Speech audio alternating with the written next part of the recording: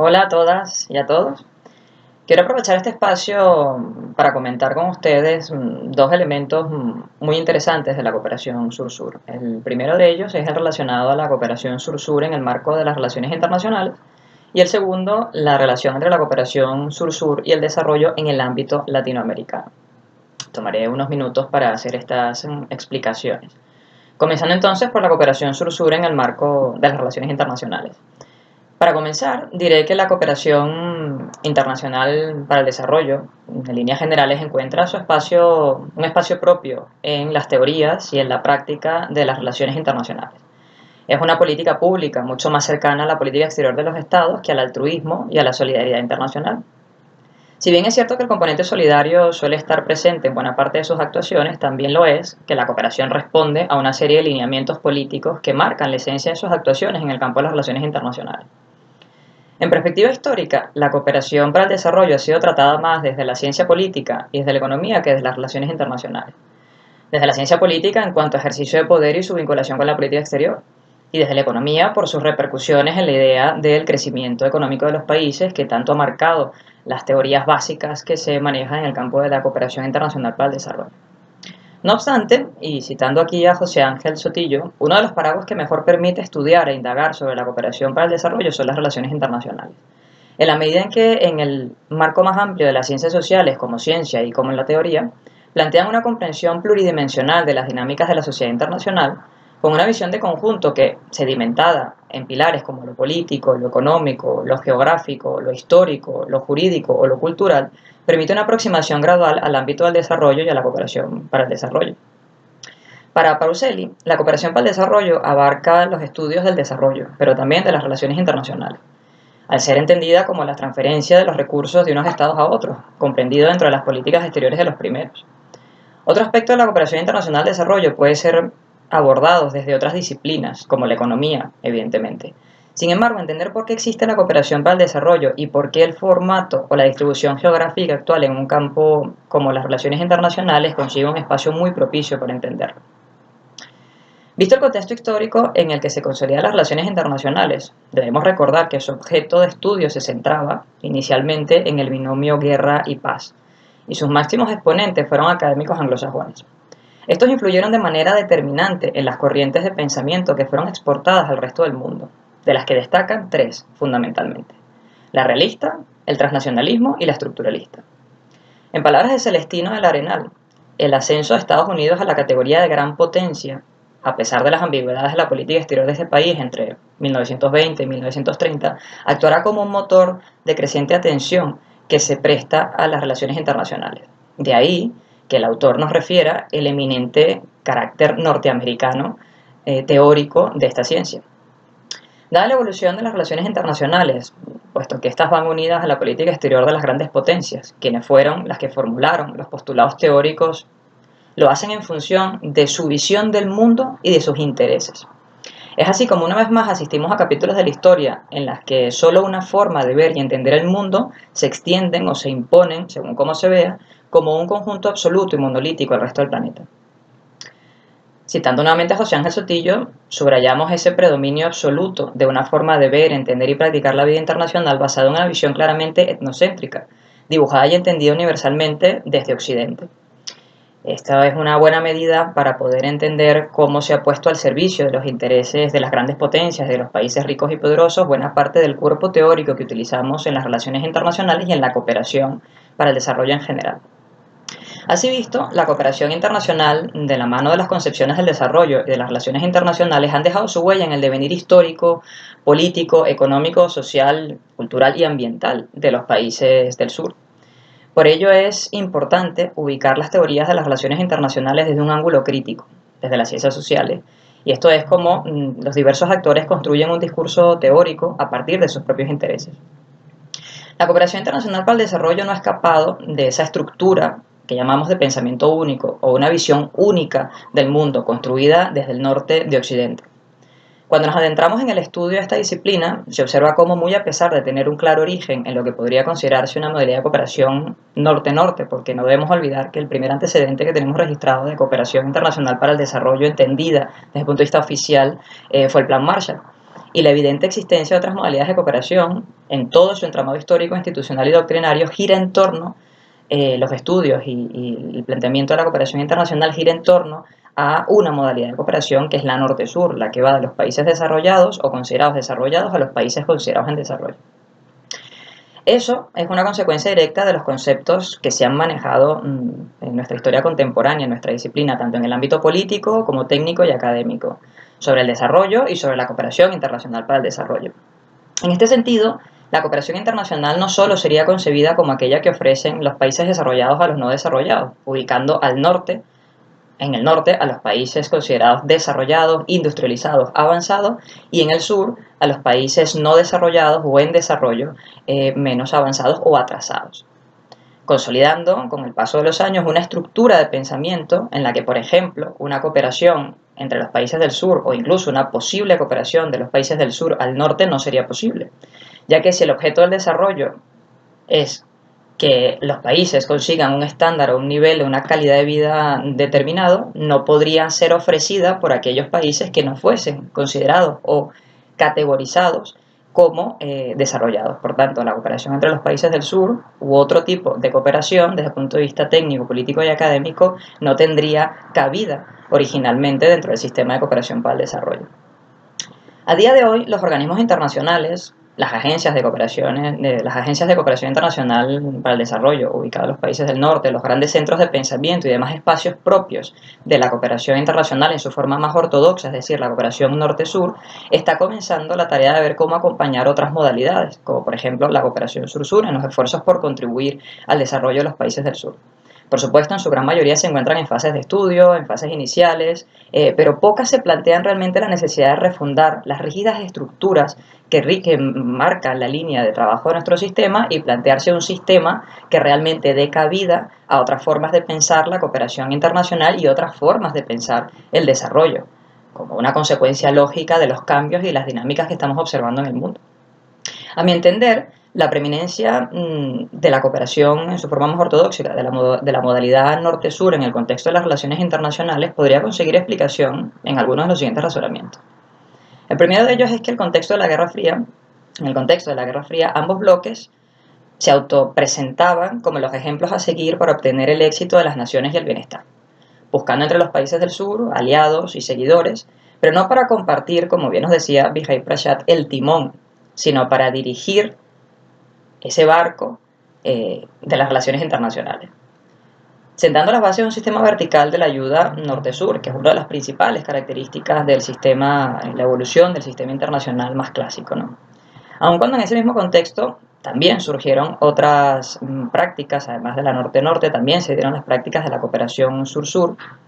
La fuerza de la agenda de los países desarrollados, de los países del norte, se impuso por encima de todas las demás, aunado a una categoría conceptual que entendía que los países desarrollados debían ser los que lideraran de alguna forma el camino a seguir por los países del sur para conseguir el desarrollo a imagen y semejanza de estas potencias en su momento en el contexto de la Guerra Fría. Otro elemento puede ser la influencia de la visión lineal y económica del desarrollo aplicada a la cooperación internacional para el desarrollo, que estimuló la percepción de que los actores oferentes de la cooperación obviamente serían quienes habían alcanzado la anhelada meta del desarrollo y que dicha condición resultaría ser prácticamente permanente, desde luego nada más alejado de la realidad. Es decir, partimos de la base de que el desarrollo, según estos planteamientos, se conseguiría en un nivel y se mantendría prácticamente inmutable en el tiempo. Entonces, bajo esta lógica, pensar en otras modalidades de cooperación más allá de la norte-sur nos dejaría un campo más alejado del desarrollo. Podría llamarse cooperación, pero sus postulados no encajarían en la cooperación internacional para el desarrollo y desde luego no serían opciones sustitutivas, ni mucho menos. Tendrían un espacio de coordinación con la norte-sur, es decir, sería una especie de práctica complementaria que realizarían los países del sur. En esa misma línea, en el marco de los estudios de la práctica tradicional de la cooperación internacional para el desarrollo, se ha concebido históricamente a los destinatarios de la ayuda del norte como objetos de la cooperación, como receptores, como destinatarios de la ayuda proveniente de los países desarrollados.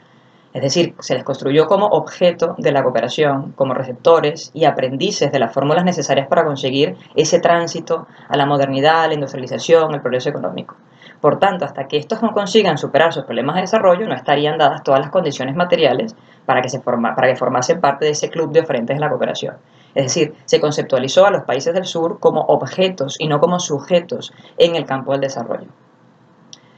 Por otra parte, tomando como ejemplo a los países del norte, también se extendió la creencia, apoyada por las principales teorías del desarrollo económico, de que el desarrollo es una etapa que se consigue tras una serie de pasos. En la agenda del desarrollo no se plantea qué hacer para mantener dicha condición, dejando entrever que una de esas metas, una vez que se alcanza, se mantiene, como dije anteriormente, inmutable, casi de manera natural, como si no hubiese necesidad de seguir trabajando por mantener el estatus de desarrollo económico o la calidad de vida o el bienestar de las personas. A mi modo de ver, esta interpretación ignora la posibilidad de que otras formas de cooperación sean posibles. Más en concreto, si se quiere, al pensar que el desarrollo es el último peldaño de una escalera en donde se cierran las posibilidades para quienes pueden conseguir seguir cooperando más allá del desarrollo o incluso plantearse otras alternativas diferentes a las categorías conceptuales tradicionales del desarrollo, ¿no? Promocionando lo que podríamos llamar una cultura de la suficiencia que dificulta seguir aprendiendo y conociéndose mutuamente, que desde mi punto de vista finalmente esto es lo que se trata. Con la idea de reemergencia de la cooperación entre los países del sur y el surgimiento de algunos liderazgos económicos en estos países, se aviva a partir del siglo XXI un debate muy interesante sobre las limitaciones de todos estos contextos y estas conceptualizaciones a las que les he hecho referencia anteriormente. Asimismo, la vieja idea de la construcción del sur como objeto del desarrollo, no como sujeto histórico capaz de asumir las riendas de sus propios procesos, comienza también a cuestionarse, vistas las evidentes contradicciones de la arquitectura de la ayuda y el sistema de gobernanza de la misma. Ahora bien, yo afirmo que las relaciones internacionales nos ofrecen un campo de estudio propicio para el análisis de la cooperación internacional en general.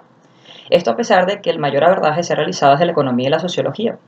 No obstante, sus teorías como herramientas para comprender y analizar el funcionamiento del mundo presentan algunos vacíos en cuanto al estudio específico de la cooperación sur-sur. Y esto es un elemento muy interesante.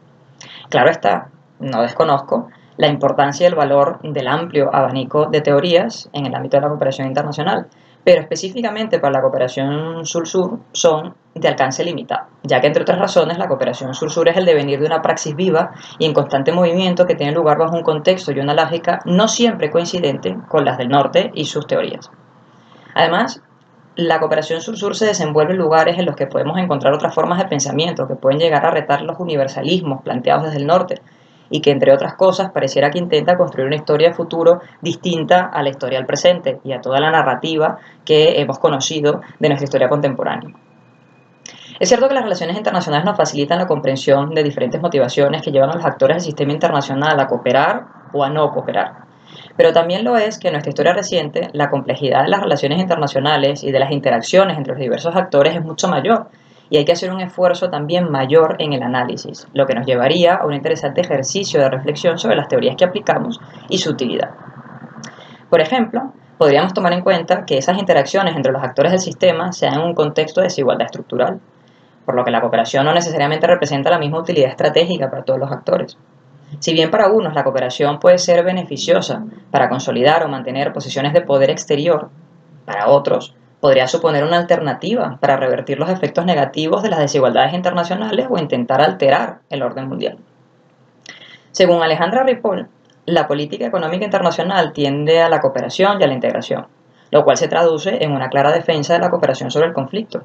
Pero surge un grave problema que impide que se hable de una verdadera cooperación en términos de corresponsabilidad y mutuas ganancias. Ese freno se refiere a las desigualdades que se producen tras la aplicación de un modelo económico actual,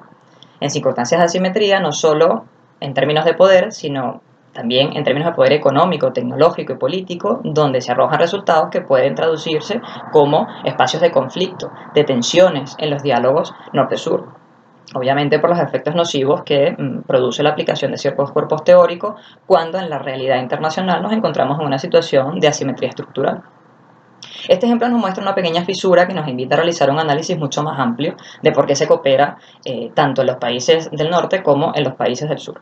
Porque para unos, en términos de poder, es una manera de mantener el status quo, pero para otros es una forma de intentar subvertirlo y mejorar su posicionamiento dentro del sistema internacional. Según José Ángel Sotillo, podemos afirmar que, por ejemplo, el realismo, las teorías realistas conectan con quienes defienden la economía de mercado. en sus opciones más liberales y rechazan en primera instancia la cooperación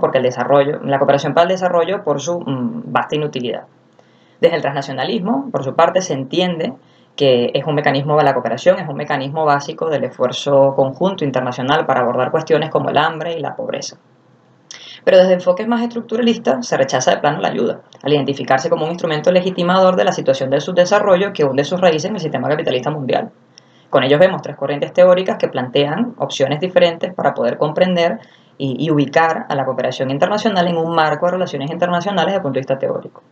Ahora bien, estos enfoques resultan útiles, bastante útiles para comprender a la cooperación internacional desde la visión norte-sur, pero bastante menos para entender a la cooperación desde la visión sur-sur. Aunque sin duda es un debate que está abierto, yo no lo niego, pero creo que es bastante limitado para poder comprender las motivaciones que llevan a los países del sur a emprender iniciativas y experiencias de cooperación internacional para el desarrollo. En ese sentido, es oportuno recordar que, tal como lo explica Celestino de El Arenal, lo que caracteriza las relaciones internacionales es su enorme variedad de escuelas independientes que se comunican principalmente a través de los debates y la polémica. Es así como, empleando el criticismo en el debate, se va superando planteamientos en favor de postulados teóricos más comunes. Celestino nos dice que cada uno de estos debates no ha sido sino una manifestación del intento, no siempre culminado con éxito, de adaptación de las teorías de las relaciones internacionales a las nuevas realidades y las transformaciones experimentadas por la sociedad internacional. Y en este momento vemos transformaciones en la sociedad internacional muy interesantes que van a ser objeto de análisis por nosotros. En mi criterio, para poder aplicar un marco teórico u otro de los existentes en la cooperación sur-sur, dependerá de qué aspecto, proceso o experiencia se analice. Pero sobre todo, de dónde se ubica la cooperación sur-sur y qué se entiende por cooperación sur-sur. Los debates abiertos son muy diversa naturaleza y las corrientes teóricas por las que se pretende explicar su dinámica también lo son. Pondré, por ejemplo, pondré algunos ejemplos que nos darían cuenta de ello. Si el análisis se centra en el proceso de institucionalización de la cooperación sur-sur en el ámbito global, regional o nacional, el institucionalismo puede ser una plataforma teórica adecuada para ello. Si se aborda el estudio de la cooperación sur-sur como un instrumento político y de acción exterior del Estado, el neorrealismo resultaría útil, siempre y cuando se centre en el análisis del interés definido por el Estado y en donde se establezcan alianzas oportunas para sacar ventajas. Sería considerada como una forma de adquirir mucho más poder para aumentar la capacidad de controlar algunos espacios deseables para promover los objetivos individuales de los Estados. Desde esta perspectiva, la cooperación no solo es posible cuando sirve a los intereses de los Estados, quienes son los que diseñan la política de cooperación en el marco de sus políticas exteriores. Si se plantea la cooperación sur-sur como una fórmula de colaboración entre aquellos estados periféricos de poca influencia en el sistema internacional, que se ven casi obligados a cooperar para conseguir sus objetivos políticos, se podría decir que a partir del racionalismo político, entender que estamos hablando de una especie de reequilibrio o de intento por reequilibrar estas fuerzas internacionales en clave multipolar, en el que los países del sur buscan una mayor influencia empleando a la cooperación como una estrategia asimilable al poder blando. La unión de los débiles o los pequeños en esta escena internacional permitiría alterar, digamos, esas fuerzas hegemónicas o de grandes poderes internacionales que guían los acontecimientos en la escena internacional. Si por el contrario lo que se pretende es su abordaje desde la visión de la solidaridad entre los países del sur, en donde las percepciones y voluntades individuales y colectivas proyectadas hacia el externo permiten que los actores construyan sus identidades e intereses, el constructivismo podría ser un marco teórico aplicable. Y por último, si se analiza la cooperación sur-sur como una herramienta para forjar alianzas, para revertir las condiciones de desigualdad estructural de los países del sur en el sistema internacional, el estructuralismo resultaría una opción también adecuada. Entonces, al intentar encuadrar a la cooperación sur-sur en alguna de las principales teorías, sobre todo en las derivadas de las corrientes centrales, básicamente realismo y liberalismo en las relaciones internacionales, podríamos estar dejando de prestar atención a cómo y por qué se producen las relaciones y las dinámicas de los actores de la cooperación sur-sur. Y es que posiblemente no estaríamos tomando en consideración que las realidades y los intereses que tienen y persiguen los países y las sociedades del sur no son necesariamente coincidentes con las del norte. Un norte que, dicho sea de paso, es la fuente del cuerpo teórico fundamental que manejamos en las relaciones internacionales. Por tanto, también resultaría útil recordar que el carácter etnocéntrico de las relaciones internacionales es un factor importante que influye en la forma como se relata la historia de los países y la manera como se interpreta la realidad internacional en función de unos parámetros culturales que en este caso han sido y son occidentales. No estamos tomando en consideración el pensamiento producido desde otros lugares del mundo y desde otros enfoques teóricos.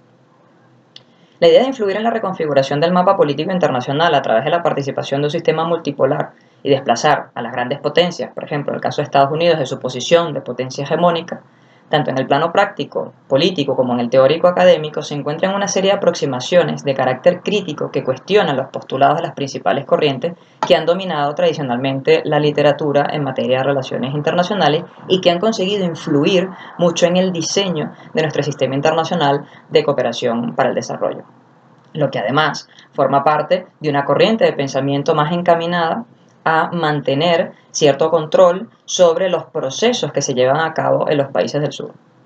Esos procesos consiguen unas resistencias también teóricas, académicas y políticas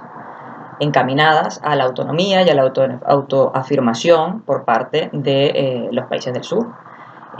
También lo vemos, por ejemplo, en el campo académico como diversos autores, en el caso de algunos autores latinoamericanos de diversas épocas, como Miriam Colacray en Argentina, Luciano Tomasini en Chile, Raúl Prebisch en Argentina o Manuel Pérez Guerrero en Venezuela, ponen en evidencia que existe una visión etnocentrista y básicamente un fuerte componente norteamericano en las relaciones internacionales que no refleja al 100% las realidades y las visiones que tienen los países del sur y concretamente los latinoamericanos. Ante lo cual resultaría útil ampliar la lente para apreciar y ponderar las posibilidades de una nueva realidad internacional con una distribución del poder mundial en ciernes. En esta dirección, Javier Zurabski nos plantea que la cooperación sur-sur solo tiene sentido si puede contribuir a cambiar las reglas del juego de un tablero mundial que perpetúa una lógica de desigualdad y exclusión. Y en consecuencia debemos trabajar por crear un marco teórico adecuado para ello. En síntesis, la aplicación directa de las teorías que funcionan para explicar por qué los países del norte cooperan con los del sur resultan insuficientes para explicar del todo por qué los países del sur cooperan entre sí, y mucho menos para explicar otras modalidades u otras formas en las que, por ejemplo, el norte se ha desplazado de su protagonismo en la cooperación internacional para el desarrollo o, por qué no, el norte pudiese ser receptor de cooperación. Es cierto que se observan elementos coincidentes, pero al intentar encajar los enfoques teóricos nos damos cuenta de la importancia que reporta el lugar donde se formulan las teorías. Y es aquí donde tomo una cita muy apropiada de Alejandro Rascombam: las teorías siempre es para alguien y tiene algún propósito. Todas las teorías tienen una perspectiva. Las perspectivas derivan en una posición en el tiempo y en el espacio, específicamente en un tiempo y un espacio social y político. Y eso es algo que no debemos olvidar nunca, sobre todo cuando estamos haciendo un estudio, un análisis más académico que intenta comprender y explicar la dinámica de los países, de los distintos actores en el ámbito de la cooperación internacional y concretamente en la cooperación sur-sur. Si partimos entonces de que el objetivo de la cooperación que aquí estamos abordando sigue siendo el desarrollo, a modo de un ejercicio de reflexión teórica yo planteo algunas preguntas que dejo abiertas para el debate. ¿Por qué los países del sur cooperan entre sí si no han conseguido la meta del desarrollo? ¿Sería posible que los países del norte recibieran cooperación si ya han conseguido la meta del desarrollo? ¿Podrían los países del norte aprender de los países del sur en términos de desarrollo? ¿Podrían los países del norte y del sur compartir un rol dual de receptores y oferentes de cooperación? ¿O esto es solo una característica aplicable o que debe ser solo aplicable a los países del sur? Las posibles respuestas a estas preguntas nos llevan a un escenario complejo de encuadre de teorías, porque parten de supuestos que cuestionan ciertos aspectos que se han por sentado en las relaciones internacionales y en las teorías del desarrollo. Primero, las teorías son planteadas del norte occidental y traen consigo una visión parcelada del mundo y un modelo único del desarrollo. Evidentemente, un modelo de desarrollo capitalista, que es el que rige nuestro sistema internacional actual. Segundo, se formulan desde una posición de superioridad relativa: modernización, desarrollo económico, capacidades, estabilidad, bienestar, etc., de unos frente a otros. Por ende, la relación es mayoritariamente vertical, del norte al sur, y dificulta un planteamiento operativo de otras formas de cooperación. Esta ha sido la trayectoria de la evolución de nuestro sistema. Aunque evidentemente, a día de hoy, estos postulados y estas visiones se van cuestionando, pero lo cierto es que todavía la lógica y la estructura del sistema sigue siendo así. En tercer lugar, estas teorías no prevén posibles alteraciones de los escenarios de estudio, como por ejemplo el denominado ascenso de algunos países del sur, la emergencia de algunos países del sur con mayor poderío económico, mayores capacidades técnicas, industriales, etc. De forma tal que las demás modalidades existentes quedarían aparentemente desconectadas entre sí como parte de un sistema. Es decir, entendemos por una parte que la cooperación sur-sur forma parte del sistema internacional de cooperación para el desarrollo, siendo este a su vez un subsistema del sistema internacional. Sin embargo, cuando analizamos la arquitectura y la propia gobernanza del sistema internacional de cooperación para el desarrollo, nos damos cuenta que está centrada fundamentalmente en la lógica de una de las modalidades de cooperación, que es la que entendemos, la que va del norte al sur. No es hasta a partir prácticamente del año 2004-2005 cuando empezamos a trabajar tímidamente en que es esto de la cooperación sur-sur, ya ser aceptada la cooperación sur-sur como una modalidad de cooperación dentro del sistema. De todas maneras, el sistema como tal mantiene estructuras rígidas que todavía no se adaptan a las realidades y a las lógicas y las dinámicas de los países. Entonces, las preguntas surgen inevitablemente porque el escenario internacional ha cambiado y seguirá cambiando. La sociedad internacional evoluciona y las cuestiones de la paz y la guerra no determinan la totalidad de la amplia gama de los temas en la agenda internacional y del momento en el que vivimos. Aunque seguimos defendiendo las actuaciones en términos de poder político y capacidad de los estados para conseguir sus objetivos, existen muchos más temas dentro de la agenda. En este sentido, al parecer, la agenda de lucha contra el terror y la garantía de la seguridad vendría a sustituir el miedo a la antigua guerra en la época de la Guerra Fría. Pero encontramos que la lucha contra, por ejemplo, el terror ha supuesto un escenario de mucho más consenso que la lucha contra la pobreza, la desigualdad, el crecimiento desmedido en la sociedad del consumo. Estamos haciendo un ejercicio muy interesante a día de hoy por medio de la Agenda 2030 para Objetivos de Desarrollo Sostenible. Pero estamos hablando que el Sistema Internacional de Cooperación para el Desarrollo tiene un surgimiento básicamente en el contexto de la Guerra Fría. Estamos hablando que desde la década de los 50 y los 60 estamos trabajando en términos de cooperación internacional para el desarrollo y hemos tenido que esperar prácticamente hasta el 2014 y 2015 para empezar a trabajar en una agenda, en una alianza global realmente de lucha contra la pobreza multidimensional, por la desigualdad, por los derechos humanos, etc. Llevamos muchos años de retraso en ese sentido, lo cual también nos muestra que nuestro sistema internacional también tiene unas limitaciones interesantes, importantes, que es necesario atender. En ese sentido, el actual contexto internacional propicia un espacio para el reimpulso de otras formas y visiones de la cooperación internacional, no solo para el sur, sino también para el norte. Por ejemplo, asistimos a un momento de la historia en la que muchos países considerados desarrollados observan retrocesos en sus niveles de desarrollo económico y social. Comienzan a fracturarse esos espejismos que se plantearon sobre el desarrollo ante nuestros ojos, y es hora de reconocer y poner en valor otras perspectivas y otras formas de comprender el mundo y su funcionamiento. Citando nuevamente a Javier Zurabski, el creciente valor de la cooperación sur-sur es que pone en discusión gran parte del andamiaje teórico consolidado a lo largo de aproximadamente 50 años de elaboración, de construcción de un campo teórico que ha orientado las políticas públicas destinadas al desarrollo, tanto en el ámbito internacional como en el regional y el nacional. Es decir, está emergiendo por primera vez sobre la base de la discusión de los países del sur un discurso político, técnico sobre la cooperación internacional propio de los países del sur que busca encontrar su lugar en el sistema internacional, con la finalidad importantísima de que el sistema internacional realmente dé respuesta a las necesidades de todos los habitantes del planeta y que garanticemos y trabajemos por garantizar el bienestar de forma general y global para todas y todos. Entonces, desde mi perspectiva, considero que estas cuestiones merecen al menos un espacio para la reflexión académica, y es que la realidad nos muestra que los postulados teóricos con los que hemos venido trabajando y consolidando un sistema internacional de cooperación para el desarrollo son limitados, sobre todo a la hora de comprender y explicar las dinámicas actuales de las relaciones internacionales, sobre todo en lo que a cooperación sur-sur se refiere. Es momento entonces de replantearnos, visto los cambios que ocurren frente a nuestros ojos, las bases y los modelos de acción y de operación con los que se maneja. La cooperación sur-sur, la cooperación internacional de manera general y la cooperación sur-sur de manera particular, en el marco de la economía, de la sociología y sobre todo de las relaciones internacionales. Es por ello que podemos trabajar en buscar otras fórmulas para pensar y entender y realizar algún aporte teórico que dé apertura a nuevas líneas de investigación que sean útiles para la transformación, digamos, de nuestro sistema. Ahora bien, cuando nos referimos a la cooperación sur-sur, tenemos que tomar en cuenta también que además de estar en ese marco de relaciones internacionales, se guía sobre todo por una lógica del concepto del desarrollo. Entonces me centraré a continuación en la cooperación sur-sur y el desarrollo en el contexto latinoamericano. Y aquí tomo como referencia el trabajo de Miriam Colacray y otros, donde plantean que la evolución práctica y conceptual de la cooperación sur-sur en sus diferentes etapas ha estado en sintonía con la evolución del concepto del desarrollo. Y esto es muy importante tomarlo en cuenta, porque dependiendo de qué entendamos por desarrollo y cuál es nuestro enfoque teórico, la cooperación internacional va a ir encaminada a conseguir ese tipo de desarrollo. Esa ha sido la lógica de actuación en el marco de la cooperación internacional en su forma más ortodoxa, pero también lo ha sido y lo está haciendo en el marco de la cooperación sur-sur. Aquí, para hacer un breve resumen, les diré que entre las décadas de los 60 y los 70, la propuesta de creación del nuevo orden económico internacional que proponían los países del entonces llamado Tercer Mundo estaba destinada a conseguir, entre otras cosas, una mayor independencia política y unas reglas de comercio más ajustadas a la realidad y a las necesidades de los países del sur.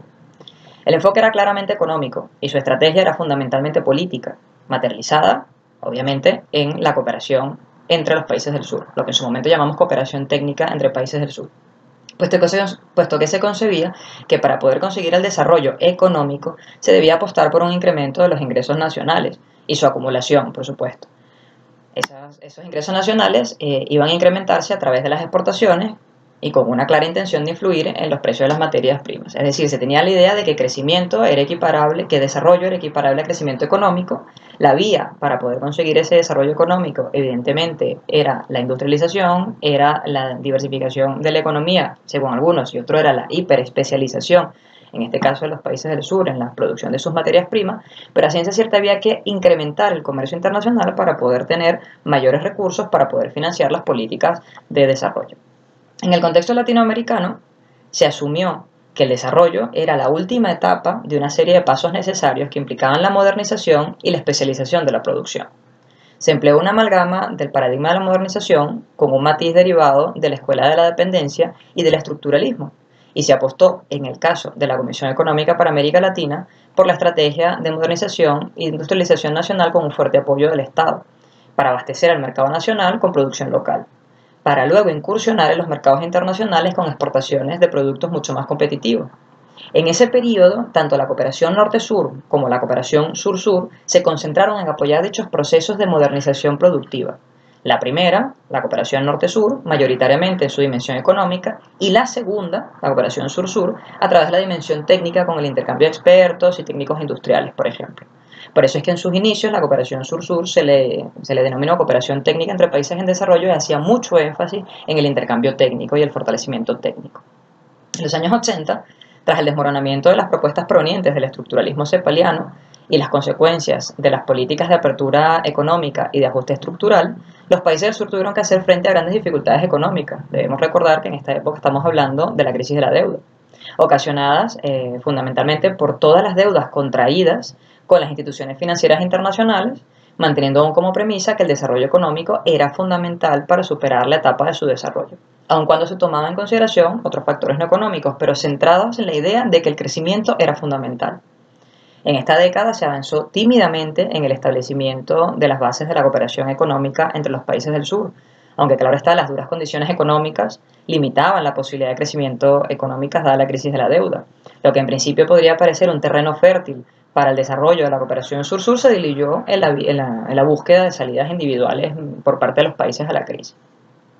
Posteriormente, en la década de los 90, tras el fin de la Guerra Fría, las secuelas de la crisis de la deuda y los intentos fallidos por conseguir una mayor autonomía económica bajo la tutela del Estado, la cooperación sur-sur dio un vuelco en relación con su concepción original de independencia política y económica que proponían los países del sur en el nuevo orden económico internacional. Ante la influencia de las corrientes teóricas de corte liberal, la idea de insertarse en la globalización y la liberalización económica cobraba cada vez más fuerza. Durante esta época, aquí cito a Miriam Colacray, la cooperación entre los países en desarrollo no se definió como un elemento de cambio del orden mundial, cosa que sí ocurrió en sus inicios, sino como un vehículo más de adaptación al orden económico neoliberal que se imponía como el modelo triunfante tras la caída de la Unión de Repúblicas Socialistas Soviéticas. Esto motivó, entre otras cosas, el incremento de esquemas de integración económica, siguiendo la línea del regionalismo abierto, y una serie de políticas más de apertura también al mercado que parecían tener éxito en los países del norte y dando más énfasis a la cooperación económica con apoyo de actores privados no estatales, sobre todo del sector privado. Ahora bien, en la primera década del siglo XXI se pone énfasis en el enfoque de construcción de capacidades propias y la vuelta a algunas visiones de corte desarrollista. Los debates sobre el desarrollo que se ven influenciados por algunas teorías críticas, por ejemplo el postdesarrollo, los postulados en las teorías postcoloniales o la idea del buen vivir, consiguen permear en algunos debates sobre la cooperación sur-sur. No obstante, en la práctica, el desarrollo económico sigue siendo un elemento fundamental en las políticas de cooperación sur-sur. Esto a pesar de que el abanico de temas se ha ampliado a un sinnúmero de aspectos en las dimensiones técnicas, económicas, políticas y sociales. En la actualidad se está prestando especial atención a la Agenda Global del Desarrollo. Me refiero a la Agenda 2030 de Desarrollo Sostenible. Básicamente como una forma en la que los países latinoamericanos puedan integrarse en los debates y en la acción global por las personas y el planeta. Sin embargo, la persistencia de las visiones económicas sobre el desarrollo, aunque claro está, a día de hoy no son las únicas existentes, siguen marcando la ruta y la definición de la cooperación sur-sur. Esto nos hace recordar, para ir cerrando, la crítica que realizaría Jaime Manish en el año 95 sobre el paradigma de la modernización y sobre la necesidad de crear un nuevo paradigma de desarrollo para los países del sur y para la cooperación sur-sur. Él expresaba que la cooperación sur-sur no ha tenido el efecto deseado para erradicar el sufrimiento y la disparidad del mundo porque sus fundamentos ideológicos han estado basados en un paradigma erróneo de desarrollo, resultando irónico que haya quedado sumergida en el mismo paradigma que se suponía debía desafiar. Es decir, la crítica fundamental que nos hace Manish es que al final la idea del desarrollo, con su correlativo de crecimiento, ha permeado y ha tenido un calado muy profundo en las conceptualizaciones del desarrollo que se siguen también desde la cooperación sur-sur. Es cierto que a día de hoy el abanico de temas es mucho más amplio, se plantea un enfoque de capacidades y se plantean una serie de elementos adicionales, pero sigue estando ahí la idea del crecimiento todavía como un elemento central e importante por parte de los países. Por tanto, siguiendo un poco esta crítica, es necesario que los países del sur avancen en el rescate y en la construcción de un pensamiento propio. Algo así como lo que el llamado al que nos hace Boaventura de Sousa con sus epistemologías del sur. La idea es generar, construir, descubrir, identificar el pensamiento propio donde los países del sur puedan construir categorías de análisis conceptuales y operativas que sean mucho más adecuadas a sus necesidades y a su realidad. A modo de comentario final, comentarles que considero que el momento es propicio para repensar el sistema que gobierna la cooperación internacional para el desarrollo y contemplar la posibilidad de que se coopere más allá de los paradigmas del desarrollo dominante y los límites geográficos y económicos que han marcado las agendas de la cooperación internacional para el desarrollo a lo largo de su historia. Con lo cual, cualquier región del mundo podría ser partícipe y beneficiaria de los procesos cooperativos que se adecúen a sus necesidades, no solo para resolver problemas, sino también para fortalecer capacidades e intercambiar experiencias. A día de hoy creo que está muy claro que el conocimiento y las capacidades no se encuentran ubicadas en ningún lugar específico del mundo. Todas y todos tenemos algo que aportar con independencia del nivel económico de nuestros países o del nivel de desarrollo de nuestros países. Ahora bien, esta idea plantea un desafío personal y para el sistema de cooperación internacional para el desarrollo, ya que el mapa de la cooperación ha cambiado, la geopolítica del desarrollo ha cambiado y existen múltiples políticas de cooperación que no computan como ayuda oficial para el desarrollo, existen muchísimos actores cuyos esfuerzos por el desarrollo y por el bienestar de las personas no están contabilizados, no están siendo registrados como aportes al desarrollo y que forman parte de las dinámicas de la cooperación internacional. Por tanto, nuestras agendas deben ser cada vez más diversificadas, cada vez más amplias y que se incluyan una serie de temas que deben repercutir directamente en la mejoría de la calidad de vida de todas y de todos a nivel global. Lo que desde mi punto de vista, lejos de ser un problema, ofrece una oportunidad de reconstruir un escenario muy interesante y, por qué no decirlo, positivo para la vida internacional, ya que la democratiza y la diversifica. En adelante tendremos que prestar mucha atención a la evolución de los acontecimientos, a la capacidad que tengan los actores del sistema para dar un vuelco a los paradigmas dominantes y responder eficazmente a las demandas al desarrollo del mundo actual. Por tanto, quienes están compartiendo conmigo estos momentos y escuchando esta conferencia, espero que estas ideas les resulten lo suficientemente provocadoras como para generar un debate rico y diverso y aportador acorde a los tiempos en los que vivimos. Muchas gracias por su atención.